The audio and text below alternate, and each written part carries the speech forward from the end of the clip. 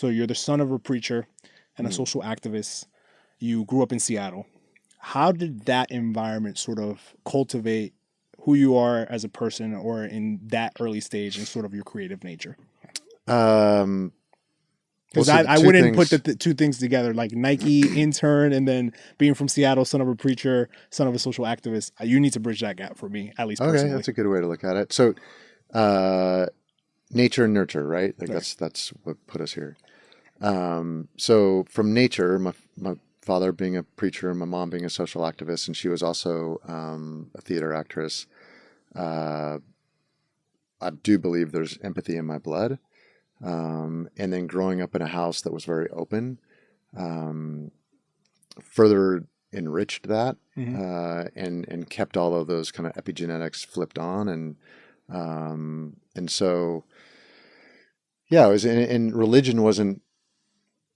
It was just a part of my life, like in being open to all religion. It wasn't like this is the religion and all the others, aren't important. My father was way more. It was about spirituality, really, Right. and so that's the way I grew up, was in an open family. So creativity does come also from my parents, my mom's side. Mostly, my father was more creative in the food side. He was a chef He was a chef too. growing up. Well, my Wow. parents, they're also just very, they were very creative people. Um, but they, okay, this is all context. So, it all has to do with the story. So my mom was also bipolar. Okay. And growing up, from what I can remember until around 8 years old, and you can even see it in the photos, I think I had an amazing childhood. Uh, didn't have much money, didn't have any money really. Like vacation, my family never went on a plane together. Really? No, so camping was our vacation. So outdoors.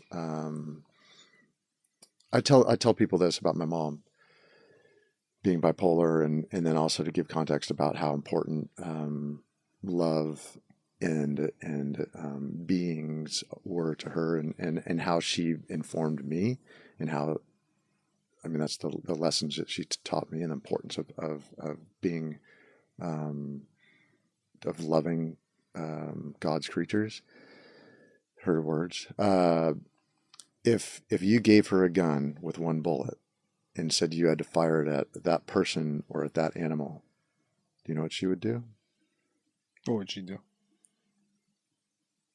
It's only one person, and he's a psychiatrist, answered right away. Turn the gun on herself. That's the think outside the box. Yeah. Let's Yeah. think outside the box. So I didn't want to say, I didn't want to go. I was like, oh, so she was. I didn't. If I had told you, because she was suicidal when I was growing up. So I was also part of my life. But all that being said, they were very parents that wanted you to realize your gift, help you find your gift and realize it. And so it was pretty clear earlier on that I didn't get along with academics very well. Like I was the kid that had all the doodles on the side of the yeah. test and on the papers and whatnot and homework, and Were you drawing sneakers? Or was that your first never passion? the first shoe I ever drew was on my internship. Wow. What were you First drawing? design. So I was the first design intern at Nike, Yep. and the first shoe I ever drew was after I already got the internship. Do you still have a sketch of that? That first Yeah, shoe? yeah, Okay. yeah, for sure. But I think that's somewhere on my Instagram. Okay. But And I guess I don't know if I answered the question. no, you did. Like I sort of like so you talked about your mom, your family dynamics, realizing your gift. Mm. Obviously, you weren't drawing sneakers at the side of your test. But what were some of your early inspirations in terms of like, okay, I'm not particularly academic, which is fine. Like, obviously, look where you made it, right? Like, but I definitely have a creative bone. What were some of those early inspirations, ambitions that you had, taking us back If to like young Aaron? if this were my bedroom, you would not be able to tell what color the walls were painted, because every square millimeter was covered with magazine cutouts of cars, uh,